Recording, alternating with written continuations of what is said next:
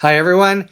Harry here to talk about the bigger part of the Friday night massacre, which it was the attempt to, the purported discharge of many senior FBI officials and the demand from the acting deputy attorney general for the FBI to provide the names of everyone who worked in any way on the January 6 cases.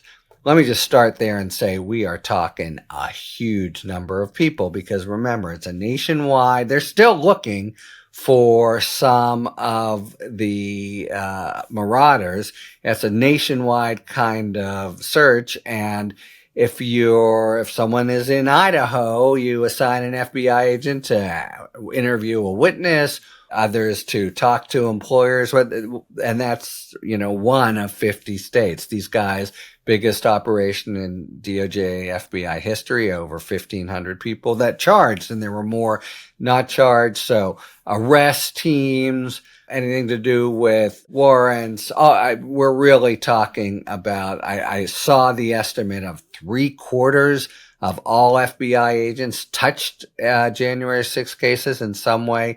Strikes me as a little high, but my gosh, if it's a third of that, if it's a quarter, we're talking about a stunning potential purge.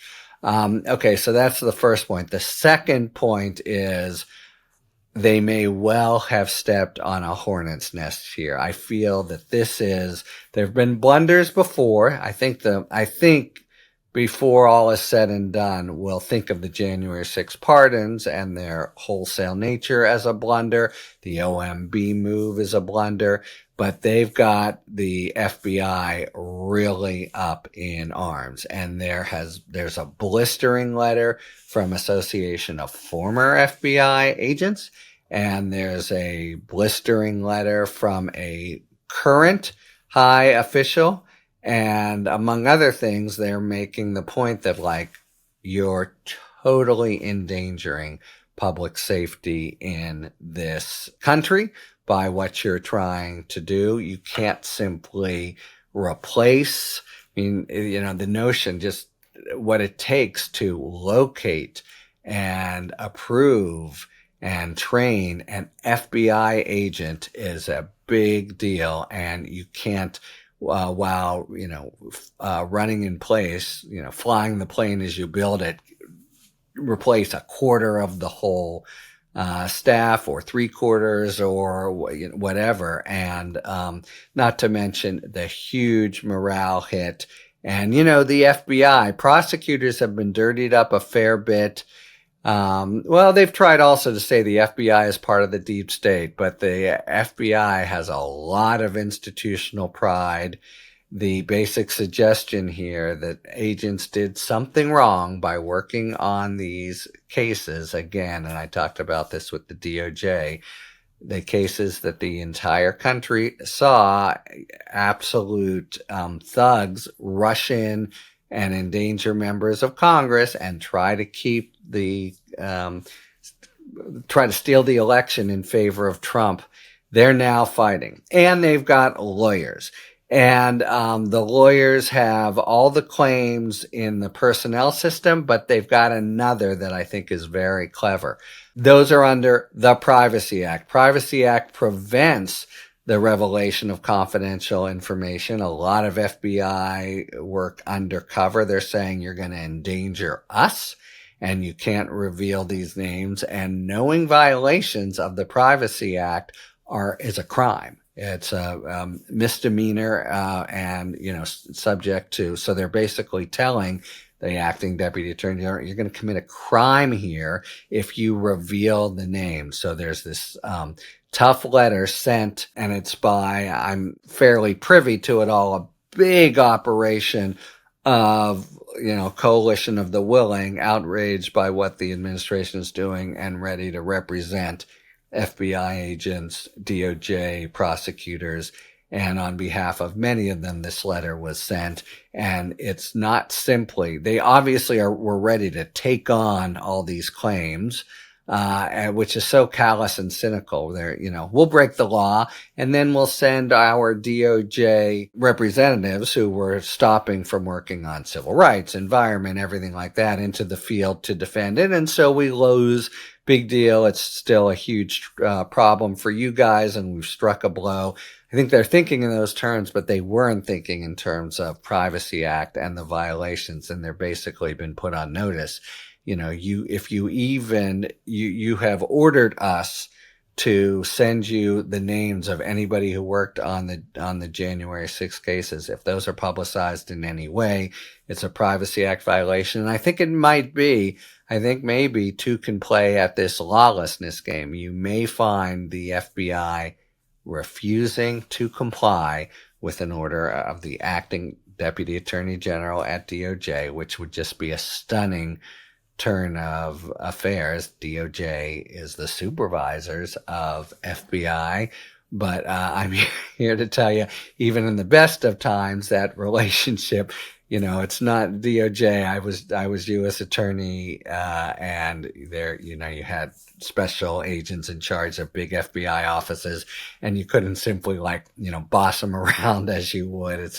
They are a very proud and assertive where necessary organization. So I think they now, sooner than they thought, have a serious fight on their hands. And I think it may also go because when you're fired, you have this whole, a very robust set of protections, but you got to do them first before you come to court. It takes a long time. And they're thinking, by then they'll be done and we'll have hired new people. But you can go to court to stop an imminent lawless action.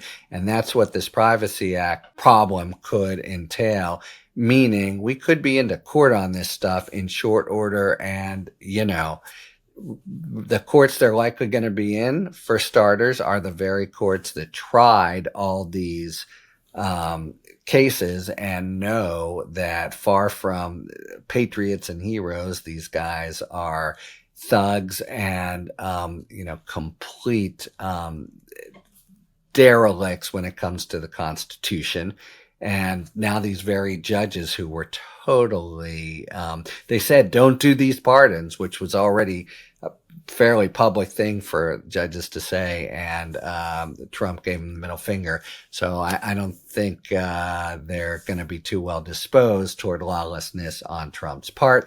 Anyway, this is the first time, as I see it, that there's been serious pushback. I think in the Senate and House, the Democrats have been pretty flummoxed and, back on their heels, not knowing what to do.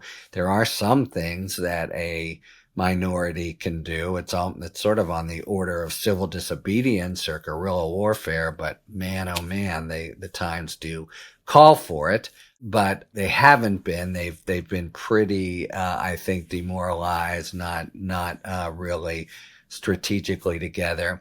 So this, though, I think this, consortium of lawyers coming in saying, don't you try it, acting Deputy Attorney General. Don't you try to reveal the names of FBI agents. Oh, and by the way, you better not fire them anyway. Now, of course, they've already, as I said, give us all the names, but they've also fired or purported to 8, or demoted 8 pretty high up officials in charge of different areas. And that is not about January 6th. That's just about the body blow on the FBI as deep state. Same thing. There's a great picture. You can look for it where they're painting over the values that are on the FBI wall. They're just painting over it. And I think among the values are, God forbid, diversity or equality or something that, the new administration doesn't countenance. Anyway, so that's where we are. Very aggressive move. Tell us any FBI agent who's worked on this stuff. And I think